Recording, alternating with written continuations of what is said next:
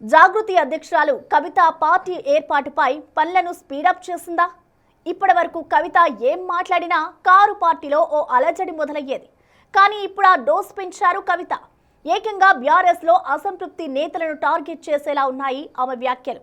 అంతేకాదు, ఇప్పటికే కవిత చేసిన వ్యాఖ్యలతో గులాబీ పార్టీలో గుబులు పెరిగిందట. ఇంతకీ కవిత పొలిటికల్ స్టెప్స్ ఎటువైపు? అవి బీఆర్ఎస్ పై ఎలాంటి ఇంపాక్ట్ చూపించబోతున్నాయి? తెలంగాణ జాగృతి అధ్యక్షురాలు కవిత మాటలు ఏవైనా, చేతలు ఏవైనా అవన్నీ బీఆర్ఎస్ టార్గెట్గానే ఉంటున్నాయి అన్న టాక్ వినిపిస్తోంది. ఈ మధ్య కాలంలో మీడియా ముందుకు వచ్చిన ప్రతి సందర్భం సంచలనంగా మారుతోంది. ఎప్పుడు ఎవరి మీద ఏ ఆరోపణలు చేస్తుందో అన్న భయం నేతలను వెంటాడుతోంది. ముఖ్యంగా ఈ భయం బీఆర్ఎస్ నేతలకే ఎక్కువగా ఉంటోంది. ఎందుకంటే బీఆర్ఎస్ పార్టీలో జరుగుతోన్న అంశాలు, నేతలపై ఆమె చేస్తున్న వ్యాఖ్యలు రాష్ట్ర రాజకీయాల్లో దుమారం రేపుతున్నాయట.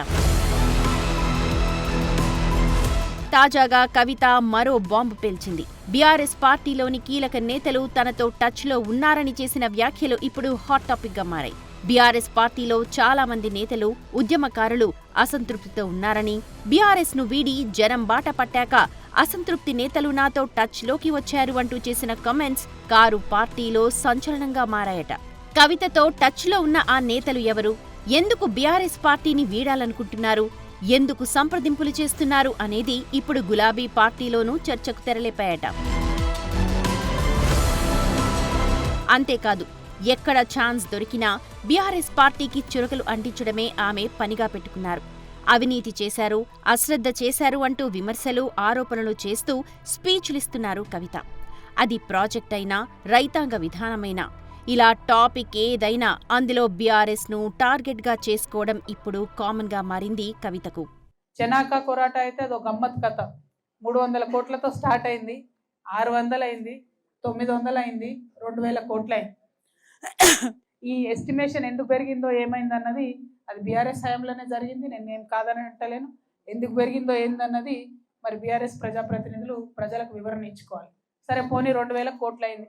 2000 కోట్లు అయితే కనీసం ప్రాజెక్టు పూర్తి కానటువంటి పరిస్థితి, ఇంకా పెండింగ్ ఉన్నటువంటి పరిస్థితి. పైసలు పెరిగిందో ఓకే, అవినీతి అయిందో ఇవన్నీ మర్చిపోదాం అనుకున్నా కూడా పనిలో కూడా కనీసం మన గ్రామాన్ని రక్షించాలనేటటువంటి శ్రద్ధ ఇక్కడ ప్రజాప్రతినిధులకు లేకపోవడం దారుణం.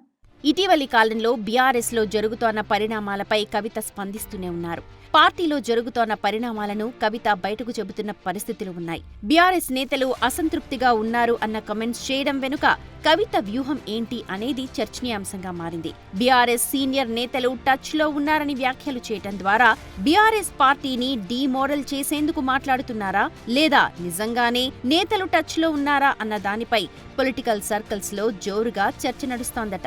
జనం బాట కార్యక్రమం కోసం జిల్లాల పర్యటనకు వస్తోన్న తనకు కారు పార్టీలోని అసంతృప్తి నేతలు టచ్ లోకి వస్తున్నారని, త్వరలోనే లిస్టు చెబుతానని చెప్పడంతో గులాబీ పార్టీలో కలకలంగా మారుతోందట.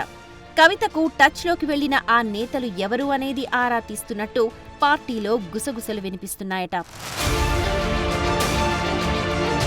కవిత పార్టీని ఏర్పాటు చేయటంపై కూడా ఫోకస్ చేశారు. పార్టీ పెడితే తమకు అవకాశం ఇవ్వాలని ముందస్తుగానే బీఆర్ఎస్ తో పాటు ఇతర పార్టీల నేతలు సైతం కవితతో సంప్రదింపులు చేస్తున్నట్లు సమాచారం. కొంతమంది నేరుగా కలవడం, మరికొందరు ఫోన్లు చేసి ఆశీర్వాదం కావాలని అడుగుతున్నట్లు సమాచారం. బీఆర్ఎస్ పార్టీ నేతలు సంప్రదిస్తున్నారని, వారి లిస్టు చెప్పాలంటే చాంతాడంత ఉందని, అది సమయం వచ్చినప్పుడు చెబుతానని స్పష్టం చేస్తున్నారు కవిత. ఇంతకీ ఆ లిస్టులో కీలక నాయకులు ఎవరు అనేది ఇప్పుడు హాట్ టాపిక్ అయింది. ఆ లిస్టులో మాజీ ఎమ్మెల్యేలు, మాజీ ఎంపీలు, ప్రజాప్రతినిధులు, కార్పొరేషన్ మాజీ చైర్మన్లు, మాజీ ప్రజాప్రతినిధులు సైతం ఉన్నట్లు ప్రచారం జరుగుతోంది. కొంతమంది బీఆర్ఎస్ నుంచి ప్రస్తుతం ప్రజాప్రతినిధులుగా ప్రాతినిధ్యం వహిస్తున్న వారు సైతం ఉన్నట్లు ప్రచారం ఊపందుకుందట. అంతేకాదు, కరెంట్ పాలిటిక్స్ లో తనకంటూ ఓ స్పేస్ ను క్రియేట్ చేసుకునే పనిలో ఉన్నారు కవిత. దీనికి తగ్గట్టుగానే ఆమె అడుగులు పడుతున్నట్టు కనిపిస్తోంది. రాష్ట్రంలో ఖచ్చితంగా రాజకీయ శూన్యత ఉందని, కొన్ని పార్టీలను నమ్ముకొని దగా పడ్డామని ప్రజలు తనతో చెబుతున్నారంటున్నారు కవిత. తమ ప్రాధాన్యం ప్రజల సమస్యలు తీర్చటమే అని, ప్రజల గొంతుకగా మారుతామంటున్నారు. అంతేకాదు, జాగృతిని పొలిటికల్ పార్టీగా ఎస్టాబ్లిష్ చేసే పనిలో కూడా ఉన్నారు కవిత. జాగృతి రాజకీయ వేదికే అని, తాము చాలా సందర్భాల్లో రాజకీయాలు మాట్లాడామని చెబుతున్నారు. తాము ప్రజల కోసమే పోరాడతామని పదే పదే చెబుతున్నారు. అంతేకాదు స్థానిక సంస్థల ఎన్నికల నాటికి తమ ప్రభావాన్ని చూపాలన్న ఆలోచన కూడా ఉన్నట్టు కనిపిస్తోంది. లోకల్ బాడీ ఎన్నికల సమయంలోనే ఏం చేయాలన్నది నిర్ణయం తీసుకుంటామని ఇప్పటికే చర్చలు జరుగుతున్నాయంటున్నారు కవిత. తాను ఒంటరి పోరాటం చేస్తున్నానన్న విషయాన్ని ప్రజల్లోకి తీసుకువెళ్లాలని కవిత బలంగా ప్రయత్నిస్తున్నట్టే కనిపిస్తోంది.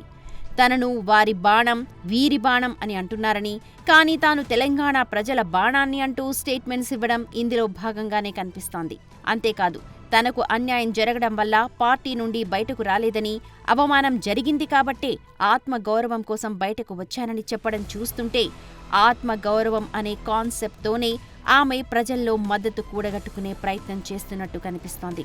మొత్తానికి కవిత బీఆర్ఎస్ పార్టీకి రాజీనామా చేసిన తరువాత బిజీ అయ్యారు. తన భవిష్యత్ కార్యాచరణ చాలా స్ట్రాంగ్గా ఉండాలని నిర్ణయించుకున్నట్లుగా ఆమె కామెంట్స్ ద్వారా తెలుస్తోంది. అందుకు అనుగుణంగా స్పష్టమైన రోడ్ మ్యాప్ సిద్ధం చేసుకుంటున్నారు. స్థానిక సంస్థల ఎన్నికల నాటికి తన రాజకీయ భవిష్యత్పై రోడ్ మ్యాప్ను కవిత ప్రకటిస్తారనేది జాగృతి నేతల నుంచి వస్తోన్న టాక్.